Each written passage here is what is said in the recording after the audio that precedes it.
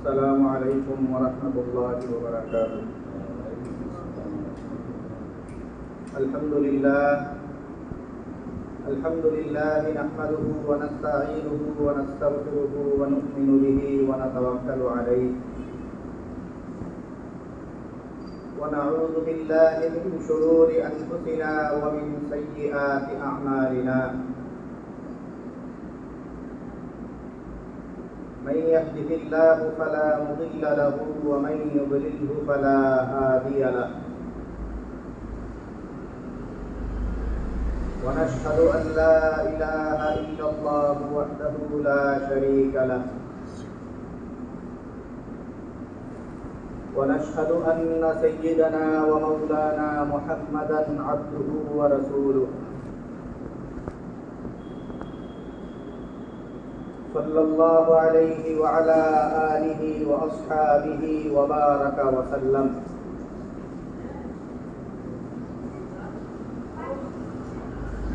أما بعد فأعوذ بالله من الشيطان الرجيم. بسم الله الرحمن الرحيم. يا أيها الذين آمنوا إنما الخمر والميسر والأنصاب والأزلام رجس من عمل الشيطان فاجتنبوه لعلكم تفلحون. إنما يريد الشيطان أن يوقع بينكم العداوة والبغضاء في الخمر والميسر ويصدكم عن ذكر الله وعن الصلاة فهل أنتم منتهون. وقال رسول الله صلى الله عليه وسلم: من لعب بالنردشير فقد عصى الله ورسوله.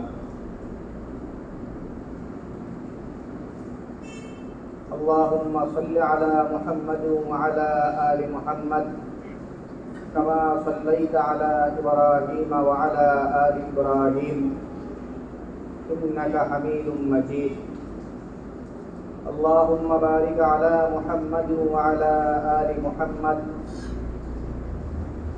كما باركت على إبراهيم وعلى آل إبراهيم إنك حميد مجيد. سبحانك لا علم لنا إلا ما علمتنا إنك أنت العليم الحكيم. মহান আল্লাহ পাক রব্বুল আলামিনের দরবারে অসংখ্য শুকরিয়া জ্ঞাপন করছি,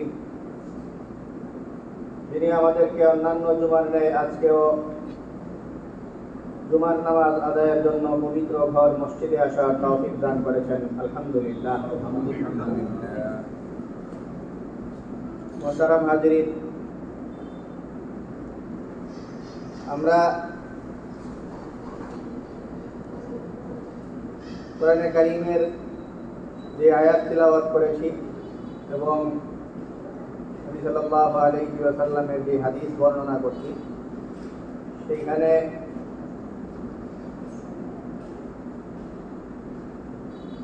মদ, জুয়া, লটারি এবং এই জাতীয় বিষয় নিষেধাজ্ঞা এবং এগুলোর নিষেধাজ্ঞার পিছনের কারণ, খেলাধুলা, এইসব বিষয়ে আলোচনা করা হয়েছে। আমরা খেলাধুলা নিয়ে এক জুমায় আলোচনা আমরা করছিলাম, এরপরে আর আলোচনাটা আমরা শেষ করতে পারিনি। হওয়াজ চলে আসছিল, কোরবানি, তারপরে আশুরা ইত্যাদি। তো সেই হিসাবে খেলাধুলা বিষয়ক বক্তব্য, যখন বিশ্বকাপ ফুটবল শুরু হয়েছিল তখন সেই ফুটবল বিশ্বকাপ খেলা দেখা, এইসব বিষয় নিয়ে কিছু কথা আমরা বলছিলাম। তো এই বিষয়টা আবারও প্রাসঙ্গিক হয়ে উঠছে। একে তো হইল এমনি তো বিশ্বকাপ ইত্যাদিকে নিয়ে আমাদের সারা দেশে অযাচিত উন্মাদনা, আবার দু একটা দল, দু একজন খেলোয়াড় ইত্যাদির প্রতি অতি আবেগের বসে মানুষজন ইমান হারা বক্তব্য, কোরআন বিরোধী বক্তব্য এগুলো দেওয়া শুরু করছে। তো সপ্তাহখানেক আগে একজনে দিছিল, যেটা একটু দূরে ছিল, ঢাকার দিকে হয়তো, যেখানে কোনো এক দলের এক খেলোয়াড়কে কোন নবীর সাথে তুলনা করে বসছিল। আর এখন নতুন করে আসছে যেটা, এটা একটু দূরে ছিল, আর এটা শুনতেছি এটা নাকি আমাদের একদম কাছে, যে ভৈরবী নাকি কোন জায়গায় সারা দেশে এটা নিয়ে আলোচনা, যে সেই একই খেলোয়াড়কে সে নিজের বাপের সাথে তুলনা না, নিজের বাপের বাপ সরাসরি নিজের বাপই লেখা বসে। তো এই যে বিষয়গুলো, এই বিষয়গুলো আমাদের মূলত কি শেখায়? খেলা একটা পর্যায় পর্যন্ত খেলাধুলা সেটা ইসলাম সমর্থন করে। ইসলাম আবার খুব এটারে অন্যরা বলতে পারে আর কি শব্দটা, যে ইসলাম খুব চতুর একটা ধর্ম, চালাক খুব। খেলাধুলা বিষয়ে কিছু বক্তব্য দিছে, খেলাধুলারে কোনো কোনো জায়গায় বৈধ করছে, কিন্তু এটা আসলে একটা আমরা নিজেদের ব্যাপারে তো এটা বলা যায় না, এটা খুব কৌশলী কাজ। অন্যরা বলতে পারতো যে এটা খুব একটা বিশেষ ধান্দা নিয়ে এটা করে।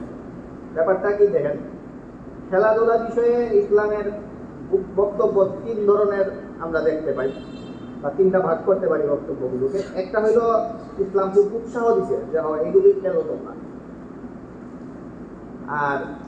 আর একটা হইলো করা নিষেধ, যে এই খেলাগুলি খেলবা। আর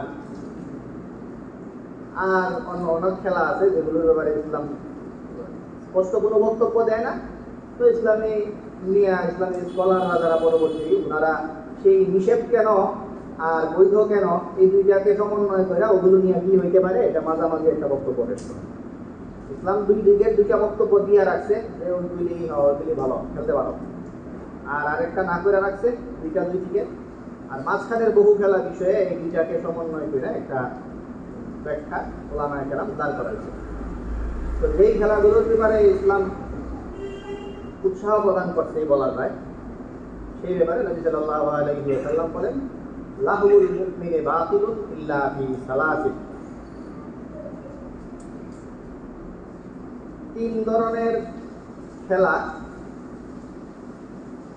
এই তিন ধরনের খেলা ছাড়া মুসলমানদের অন্য কোনো খেলা, এই যা খেলা আছে সব বাতিল, পরিত্যাজ্য। বাতিল মানে পরিত্যাজ্য হয়, ওগুলো পরিহারযোগ্য, তিনটা খেলা ছাড়া।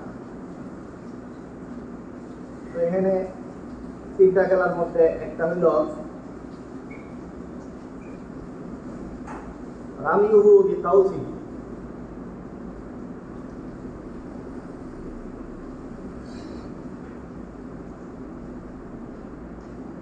ঘোড়ার দৌড়, ঘোড় দৌড় প্রতিযোগিতা, এটা একটা খেলা। এই ঘোড় দৌড়ের প্রতিযোগিতা যেটা, সেটা করা যেতে পারে। আর আরেকটা হইল থ্রোয়িং, নিশানা,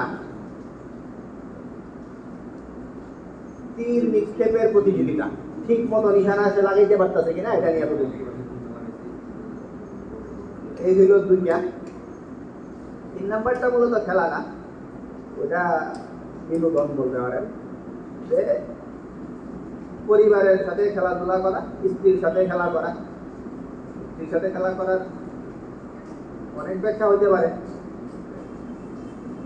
আমরা একটা ব্যাখ্যা যেটা সব জায়গায় বলার জন্য সেটাই বলি। নবী সাল্লাল্লাহু আলাইহি ওয়াসাল্লাম স্ত্রীর সাথে দৌড় প্রতিযোগিতা করেছিলেন। তো এটা একটা ব্যাখ্যা বললাম আর কি, আরো অনেক ব্যাখ্যা আছে যেটা বলা যাইতে পারত। তো এই হলো দৌড় প্রতিযোগিতা নবী সাল্লাল্লাহু আলাইহি ওয়াসাল্লাম স্ত্রীর সাথে করছিলেন। তো এই ধরনের খেলাধুলা এটা বা পরিবারের লোকজনের সাথে বিনোদনমূলক আচরণ, সেগুলো এটা বৈধতা আছে। আর দুইটা জিনিস বললাম, ঘোড় দৌড় আর হইল তীর নিক্ষেপের নিশানা ঠিক করা। তো এই কারণে আমরা বলছি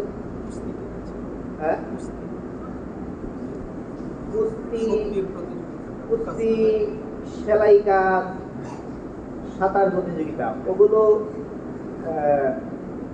যে হাদিসগুলো নিয়ে অনেক কথাবার্তা আছে, আপত্তি করা যায় এই ধরনের কিছু হাদিসে বা অনেকে বলেন। আমরা যে হাদিসটা বললাম সেখানে এই তিনটার কথা আছে। তো পরের ধাপে আমরা বলতাম আর দুই চারটা কথা আছে যেগুলো এতভাবে পাওয়া যায় না, কিন্তু অনেকে ওগুলোকে অ্যাড করেন যে ওগুলোর কথা বা সাহাবাদের আমল থেকে ওইগুলো আছে। তার মধ্যে এই কুস্তি সেটা, সাঁতার প্রতিযোগিতা এটা, আর সেলাই কাজ নিয়ে প্রতিযোগিতা সেটা ওগুলো আছে। তো মূলত সর্বজন বিদিত যেগুলো সেগুলো তো শুরুতেই বললাম এই তিনটা, এই তিনটা।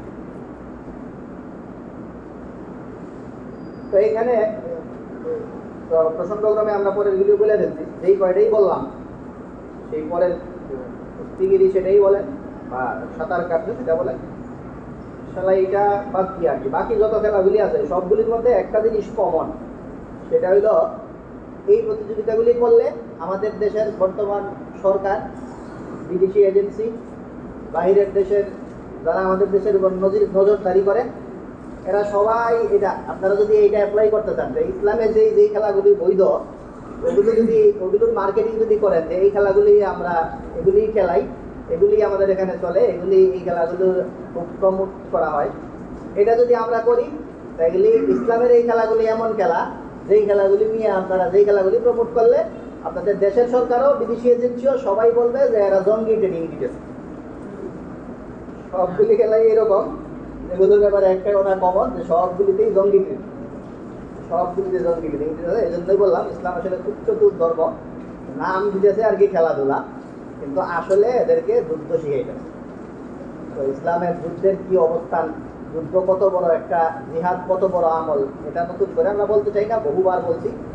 তো ইসলাম যখন খেলাধুলা মানুষজনকে করায় তখনও খুব চতুরতার সাথে এমন খেলাধুলার প্রতি মানুষজনকে ধাবিত করে যেই খেলাধুলাগুলি দিয়ে তার বিনোদন তো হইলই, পাশাপাশি সে যুদ্ধের প্রস্তুতিও সারে ফেলল। তো যুদ্ধের প্রস্তুতিও সারা হয়, খেলাও হয়, এই ধরনের কিছু খেলাধুলাকে ইসলাম একদম মার্ক করে, এগুলোর ব্যাপারে উৎসাহ প্রদান করে, বৈধতা দেয়। এই হল ইসলামের বৈধ যেই খেলাগুলো সেগুলো। আর নিষেধাজ্ঞা আছে যে খেলায়, সেটা নিয়ে দুইটা খেলা আছে। একটাকে বলা হয় শাতরাঞ্জ, আর একটাকে বলা হয় নার্দেশির। তো এইগুলি তো অন্য ভাষায়, আমাদের দেশের খেলার সাথে খুব মিলাইতে চাইলে যেটা মিলে সেটা হইল একটা হইল দাবা খেলা, আর একটা অনেকে খুব মিলে কিন্তু একদম মিলে না, পুরাপুরি মিলাইতে পারে না, আমাদের দেশে ওটার অস্তিত্ব অতটা নাই, এই জন্য পরেরটার সাথে মিলাইয়া দেয় লুডু খেলারে। তো লুডু খেলাটা প্রায় মিলা যায়, কিন্তু পুরা মূলত মিলে সবচেয়ে আসল যেটা সেটার নাম হলো পাশা। তো পাশা খেলাটা হয়তো দেশে এতটা এখন নাই, এই কারণে ওটার ওই লুডুর মধ্যে নেওয়া হয়, এই জন্য দাবা লুডু এগুলি বলে, মূলত হইলো দাবা পাশা। তো পাশা খেলা আর দাবা খেলা, পাশা খেলা কি কে জানে? সম্ভবত দাবা খেলা যেটা সেটার গুটিগুলো আগে থেকে সাজানো থাকে, আর পাশা খেলা মনে হয় ওরকম গুটির খেলাই, কিন্তু দুই পক্ষই খেলা স্টার্টিং এর সময় তারা এই যে মার্বেল খেলা আছে না, নিজেরাই ছড়াইতে পারে, চালাকি করে ছড়াইতে পারে, নিজের বুদ্ধি দিয়ে নিজের পজিশন মতো যেন পরে এটার একটা অপশন থাকে। একটা পাশা খেলায় মনে হয় খেলার শুরুতে দানটা নিজে মারতে পারে, যে নিজের দান অনুযায়ী নিজের গুটিগুলি সেই করে গিয়ে পৌঁছবে, ওরকম সম্ভবত পার্থক্যটা এরকম, আর বাকিটা হয়তো দাবার মতো। তো আর আমাদের দেশে যেটা দাবা লুডু মিলা যায়, কারণ তো দাবা লুডু পাশা তিনটাকেই আমরা বলা যায় লুডুটা অনেক মিলে, আর একদমই অ্যাকুরেট মিলাইতে গেলে দাবা খেলা আর পাশা, এই দুইটার ব্যাপারে নবী সাল্লাল্লাহু আলাইহি ওয়াসাল্লাম বলেন যে মান লাইবা বিন নারদেশিনি ফাকান্নামা আসাল্লাহ ওয়া রাসূলা, আর আরেক জায়গায় আছে ফাকান্নামা গামাসা ইয়াদাহু ফি হামরিন ওয়া লাহমিল খিনজিরি ওয়া দামিহি। যেই ব্যক্তি এই খেলাগুলি খেললো, একটা তো বলা হয়েছে সে আল্লাহ এবং তার রাসূলের অবাধ্য হলো, আর এক হাদিসে বলা আছে সে যেন মদ পান করলো আর খিনজির মানে শুকরের গোশত এবং রক্তের মধ্যে হাত ঢুকাইল। তো যে এই খেলাগুলি করলো তার হইল এই ব্যাপার। এই হইল দুই ধরনের খেলার ব্যাপারে আমরা বললাম। একটা খেলার কথা বললাম যেটা ইসলাম উৎসাহ দিছে, আর একটা খেলা যেটা ইসলাম নিষেধ করছে। মাঝামাঝি পর্যায়ের যে খেলাগুলো, ওগুলো আমাদের দেশে এখন সারা বিশ্বে বেশি প্রচলন। তো সেই প্রচলিত খেলাগুলোর অনেকগুলির কথাই নাই। তো সেই খেলাগুলোর ব্যাপারে সেই বক্তব্যই উলামায়ে কেরাম প্রদান করেন, যেই বক্তব্যগুলো কেন নিষেধ আগের খেলাগুলো ওগুলোর মধ্যে আছে, কেন নিষেধ এদের ব্যাপারে কিছু কথা কোরআনে ক্লিয়ার আছে। যে এই যে নিষেধাজ্ঞা, কারণ এই নিষেধাজ্ঞা এই কারণে যে এইগুলোর মাধ্যমে শয়তান তোমাদের এই করতে চায়। তো শয়তান তোমাদের এই করতে চায়, এই কারণে হইল নিষেধ। তো শয়তান কি করতে চায়, কি কারণে নিষেধ, এই ব্যাপারে আল্লাহ পাক রব্বুল আলামিন বলেন, ইন্নামা ইউরিদুশ শাইতানু আন ইউকিআ বাইনাকুমুল আদাওয়াতা ওয়াল বাগদাআ ফিল খামরি ওয়াল মাইসিরি ওয়া ইয়াসুদ্দাকুম আন যিকরিল্লাহি ওয়া আনিস সালাহ। শয়তান এগুলোর মাধ্যমে তোমাদেরকে এক হইল আল্লাহর ইবাদত থেকে সরায় ফেলতে চায়। শয়তান এগুলির মাধ্যমে তোমাদেরকে আল্লাহর ইবাদত থেকে সরায় ফেলতে চায়। আন যিকরিল্লাহি, এবং আল্লাহ তাআলার ইবাদত তো একদম জরুরি লেভেলের জিনিস। এছাড়াও আরো জরুরি ছাড়াও সুন্নত, নফল, এই ধরনের ভালো কাজ যেগুলো আছে সেগুলো থেকেও সরায় ফেলতে চায়। আল্লাহ তাআলার জিকির ইত্যাদি থেকে তোমাদেরকে রিমুভ করতে চায়। আর আরেকটা চমৎকার ব্যাপার এই আয়াতেই আছে, যেটা আমাদের এই সময়ে সবচেয়ে বেশি মিলে। এমনি তো এই কথার লড়াই, এই সোশ্যাল মিডিয়ায় এরে এটা বলা বসা, এরে এটা বলা যে আমার দলের শ্রেষ্ঠত্ব এই কারণে, আর তোমার দল শ্রেষ্ঠ না এই কারণে, আমার দলের যেই ইন্ডিভিজুয়াল লোক আছে সেই লোকটা এই কারণে শ্রেষ্ঠ, তোমার দলের লোকটা এই কারণে শ্রেষ্ঠ না। এইগুলো নিয়ে তো তর্কাতর্কি তো আছেই, এমনকি হাতাহাতি তো আছে। সব বছরই মনে হয়, এই বছরও বেশ কয়েকটা হয়েছে, একদম মারামারির এমন লেভেল, একদম করে মাইরা ফেলাইছে, হত্যা করে ফেলছে, এমনও এই বছরও হয়েছে। হ্যাঁ, তো এই কথাটাই আল্লাহ পাক রব্বুল আলামিন কোরআনে বলছেন। আর বলছেন মানে কি, আসলে সবার আগে বলছেন, আমরা একটু মজার লাগা পিছন থেকে আগে বলে আসছি আর কি। আল্লাহ তাআলা শুরুতেই এই কথাটা বলেন যে ইন্নামা ইউরিদুশ শাইতানু আন ইউকিআ বাইনাকুমুল আদাওয়াতা ওয়াল বাগদা, কারণ এগুলোর মাধ্যমে শয়তান তোমাদের মধ্যে বিদ্বেষ আর মারামারি লাগায় রাখতে চায়।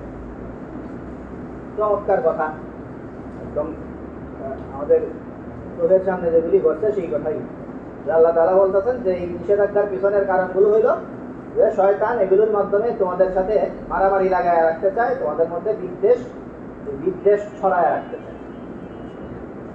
তো এই হইল নিয়ম, যে এইসব খেলা মানুষের মধ্যে এই মারামারি লাগায়, মানুষের মধ্যে এই বিদ্বেষ ছড়ায়, মানুষকে ইবাদত থেকে সরায় রাখে, আল্লাহর জিকির থেকে সরায় রাখে।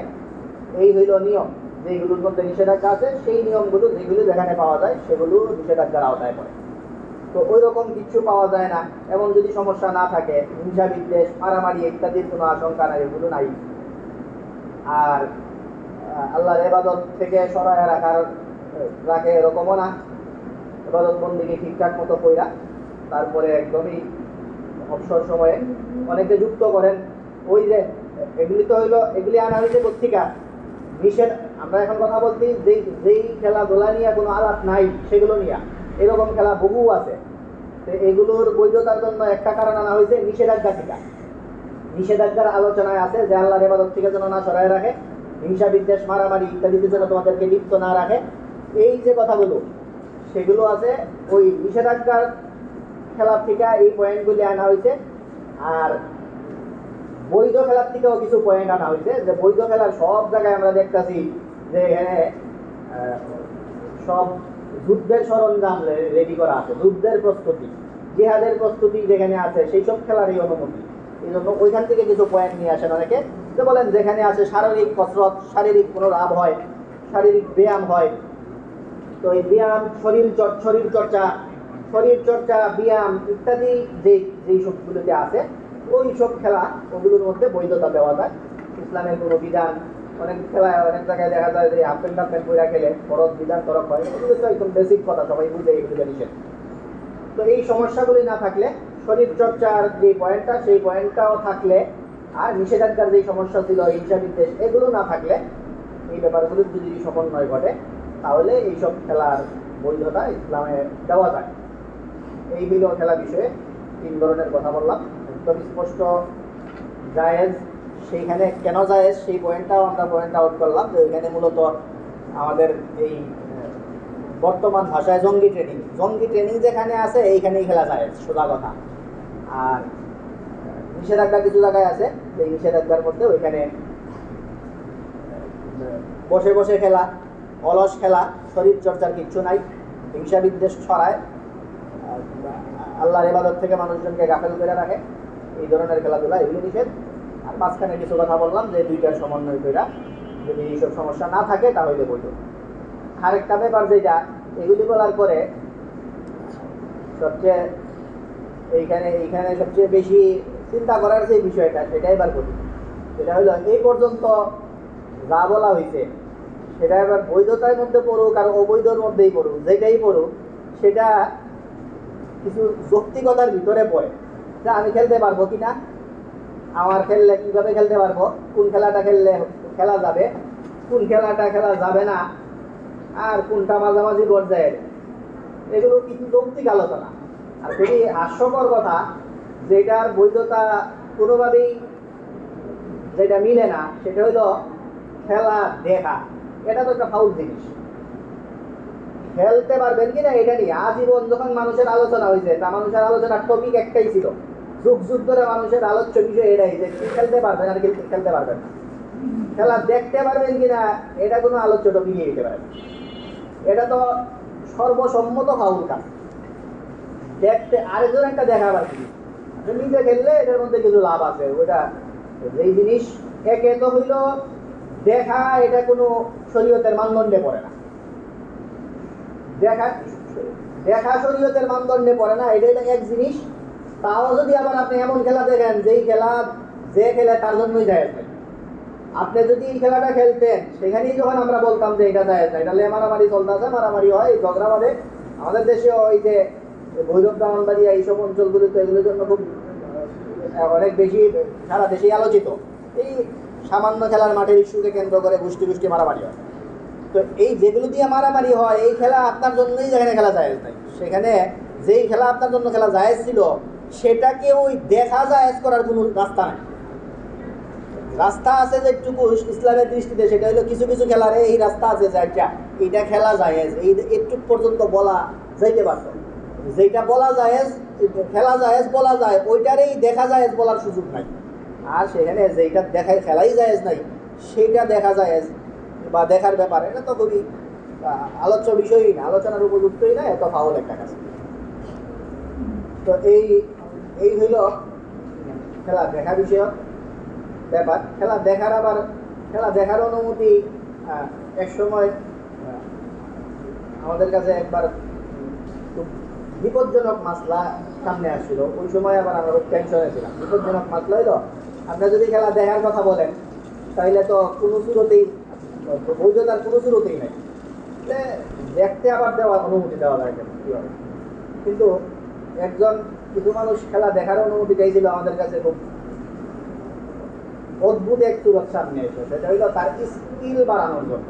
সে নিজেই খেলোয়াড়, খেলা দেখে স্কিল বাড়াইতে চায়, সে খেলাকে পেশা হিসেবে নিতে চায়, এরকম। এখন পেশা হিসেবে খেলা নেওয়া যায় কিনা, তখন এটা একটা বিপজ্জনক মাসলা।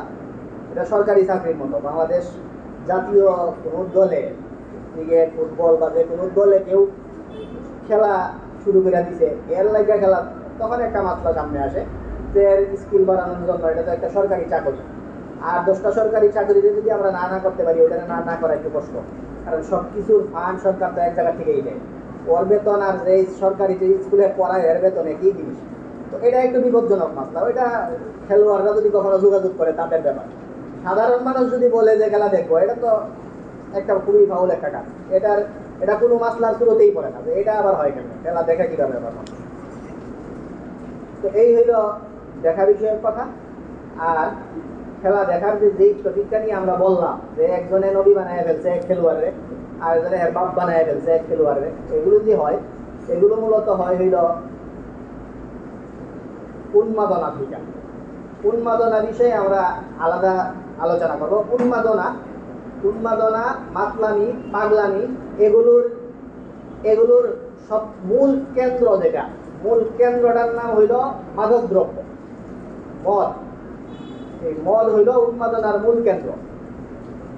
মদ হইল এই আঙ্গুরের রসে পচায়া এরপরে এটা দিয়ে মদ বানায়, এটা হইল মদ।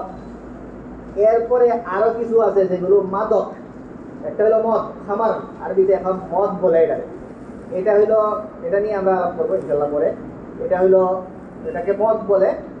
আর মদের নিচের কিছু লেভেল আছে, যেই লেভেলগুলো মাদক বলে। এই মাদক আবার সবসময় সেবনযোগ্য না। মদ যেটা, এটা তো তরল। আবার কিছু জিনিস আছে যেগুলি মদ না, আবার এগুলোর কারণে মাতলামি আসে। এটা হইলো অনেক, আপনারা জানেন অনেকগুলি উপাদান আছে যেগুলির মাধ্যমে মানুষজন সেবন করে। এটা বড়ি ট্যাবলেট টাইপের হয়, গুঁড়া পাউডার টাইপের হয়, অনেক কিছু হয় যেগুলি মানুষজন সেবন করে, ওগুলো দিয়েও মানুষজন নেশাগ্রস্ত হয়। তার মানে এগুলি কেন বলছি? এটা বলতেছি আমরা এই কারণে যে মূলত শরীয়তে যেই মূল উৎস নেশা, সেটা একটা তরল পানীয়। সেই তরল পানীয়টা নেশা, ওইটার থেকে ওখানে আর সীমাবদ্ধ নাই। নেশার বিভিন্ন কোয়ালিটি পরে বাইরেছে। নেশার কোয়ালিটি বাইরেছে পানীয় ছাড়া অন্য খাদ্যও বাইরেছে, আবার খাদ্য না এমনটাও বাইরেছে। যেমন মনে করেন এই ফুটবল খেলা দেখা এবার এই মাথা লয়া খেলোয়াড়ের বাপ দেখা। এখন এটা আপনাদের বুঝতে কষ্ট যে এটা আবার মাদক হয় কেন। এটা মাদক এই কারণে বললাম আমরা যে আসলে আপনার যেটা এই ট্যাবলেট যেটা মনে করেন যে ট্যাবলেট খাইয়া যে কি হয় এই নেশাগ্রস্ত হয়, এটা এই পাউডার টাইপের কি খাইয়া এটা যে নেশাগ্রস্ত হয়, এটাও আসল মদ না। আসল মদ যেটা, এটা একটাই জিনিস, সেটা হলো এই পানীয় তরল পদার্থটা, ওইটা মদ। পরে ওইটার থেকে শাখা হিসাবে অনেক কিছু বাইর হয়। সেই শাখা বাইর হইতেই আপনাদের এই যে মাদক দ্রব্যের বিভিন্ন কোয়ালিটি বাইরেছে। মূলটার থেকে শাখা বাইরিয়ে যদি এই মাদক দ্রব্য বাইরিতে পারে, আরো শাখা বাইরিয়ে ফুটবল খেলা দেখা এটাও বাইরিতে পারে। তার মানে মাদক দ্রব্যর বিস্তৃতি অনেক বেশি। সেই নেশাগ্রস্ত জিনিস যেটা, সেই নেশাদ্রব্যগুলি অনেকগুলি বিস্তৃত জিনিস। একটা হইল সেটা পানীয় থেকে ট্যাবলেটের রূপান্তর হওয়া, পাউডারের রূপান্তর হওয়া।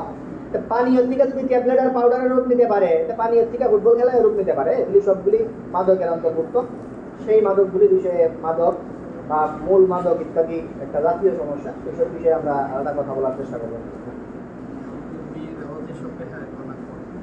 শুনি না বলে আমাদের মেয়েরাও তো যেসব বেহায়াপনা করে বিভিন্ন এটা যেন আমার মেয়ে না করে। আচ্ছা ঠিক আছে, এটা এখন ইনশাআল্লাহ বাকি কথা বলবো।